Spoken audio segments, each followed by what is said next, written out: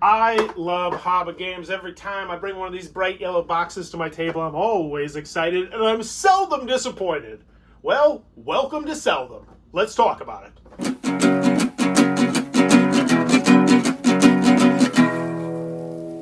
What does that even mean, Bowers Game Corner? Ahoy there, YouTube! I'm back again today for another game review, and today I am not excited to be talking about Forest Festival from Haba Games. This is for ages 4+. It's for 2 to 4 players. It'll take you about 10 minutes to play. And in Forest Festival, this is a game where you are going to be flipping over a card, looking at that card, flipping it back over, and then trying to remember the animals on that card, and then doing it over and over and over and over, but just say over 11 times. Let's take it to the table, show you how it works, and then I'll give my thoughts on it. Alright, then we're going to take a look at what you're going to get inside of Forest Festival. First and foremost, when you start the game, you're going to get these double-sided cards with all the different animals on. You're going to spread them around the outside where everyone can see all the different animals. And then you're going to take this deck of cards right here. You're going to take the top two, because these will be the score cards. And by the way, I didn't even mention it in the review because I was focused on how boring the game is. But this system only works well if someone isn't stuck down here when someone is all the way up there, because what'll happen is you'll end up need to going like this, and then another one, and then another one, and it's a weird wonky system. Anywho, moving on, how the game works is someone is going to flip this over. Everyone is going to look at this card for about 10, 15, 20 seconds. Then you're going to flip it back over, and then starting with the player who flipped over the card, you are going to one by one pick an animal that you thought you saw on that card. So let's go back to it. You can see, oh, there's like the tiger dancing. There's a shark right here singing. So I'll say, oh, yeah, I think I remember the tiger dancing. But silly me, I grabbed the cheetah dancing instead of the tiger dancing, put it in front of me. Doesn't matter. Nobody's saying anything yet. And then I'll go to the next person who's like, yeah, I think I remember this saxophone player. So they put it in front of you. And then the third player will be like, yeah, I think this shark was here. And then this player's like, yeah, this beaver was here. And this person's like, oh, the crab's here. This person's like, you know what? I really wasn't paying attention. I don't remember what else was there, so I'm going to pass, because every time you guess incorrectly, when we check in a second, you're going to lose that number of points. This player would say, oh, yeah, the shark was here. And this person would say, oh, yeah, this thing was here. This person would say, now I'm going to pass. Then it go back to this player, because once you pass, you're out of the round. This player would say, I'll take this.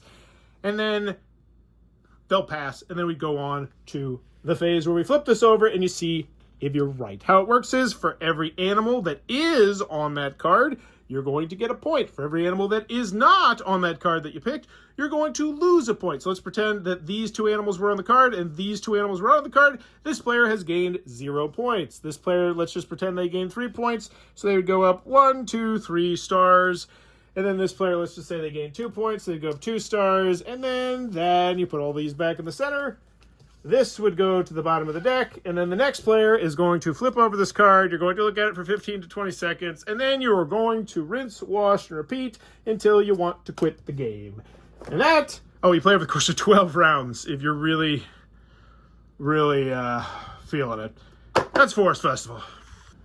Alrighty then, Forest Festival from Haba Games. What are my final thoughts? Let's go over the pros, let's go over the cons. First, on the pro side, this game got made, I feel, because of the art. The art is great, it's delightful, it's adorable. Moving on, no one cares. That's nearly all of Haba's games. And for the most part, that's most family and children's games. It does not get you a pass, and this does not get a pass for having nice artwork. Continuing on with the pros, I played worse children's and family games.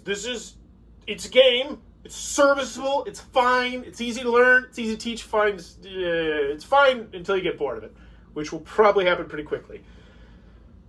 Any other cons I have one? It's a memory game, so if you're better at memory, you're going to beat somebody else at it. There's nothing they do in this game to make it so that people with bad memories are going to have somewhat of an even playing field, which is fine. You don't have to do that, but it would be nice, especially when you're playing with 4-year-olds, because it's an ages 4+ game. And any other pros that I have with it? No. I can't think of it. It's a small box. It's cheap, as it should be, because it's not great. Or good, even, in my opinion. Moving on to the cons, Forest Festival is a game that will hit the mark for you if you have a very specific criteria. And that is, everyone playing the game likes memory games. Everyone playing the game is roughly on an even playing field when it comes to memory games. And if you have that, then this game might go over well. It's one of those games that I feel like I would have given away in my classroom because there would have been one or two kids that really got infatuated with it just because they're really good at it. Like, it's one of those style games, honestly. And if you don't have kids, you might not know this. But a lot of times, kids like games because they're good at games. I found this out so often in my classroom. I was like, did you really like that game? They're like, yeah, I did. I was like, if you sucked at it, would you really like it? And they're like, probably not as much. I just like the feeling of winning and winning and winning. And this is just such a blah. It's such a... And I want to start from the beginning because I expect so much more out of Haba. Every time I get one of these yellow boxes, I'm excited. I've probably reviewed 40 plus Haba games. I still own 20 to 30 Haba games. I love Haba, but this feels very un-Haba. It feels lazy. And I'll go over it. First, no solo variant. There could have easily been a solo variant in here. You could make it up in your head pretty easily, but they chose not to do that. Secondly, there's no older variant, there's no younger variant, and you're like, Forrest, you're asking for too much. No! That is what Haba has gotten me used to wanting, and like, that's what Haba has done since I started reviewing Haba games over a decade ago, right? Like, they typically have variants because they understood that if you're buying a game for a 3 or a 4 or a 5-year-old, you want to be able to play that game when they're 6, 7, 8, 9, 10, 11, 12 without it getting boring, which is what happens with this game. Plus, oh my God, they 12 rounds? 12? Come here. Get wrecked, Haba. If you actually expect anyone to play this for 12 rounds, the most me and my family could get to is 8. And that was me and my daughter, one-on-one. And dear God, it took a lot of patience. But we played six rounds of it with the whole family, except for my wife. And everyone was like, yeah, we can wrap this. We can call this. And it was a pretty close game, too. And part of the reason it's just so repetitive. And you do the same thing over and over again. There's no crinkles. There's no nothing that's unique or different from round to round to round. And there's some tiny little clever ideas like, oh, look, these two pizzas have different legs, but they look the same. Or you got to really focus on the saxophone player because there's 4 of them.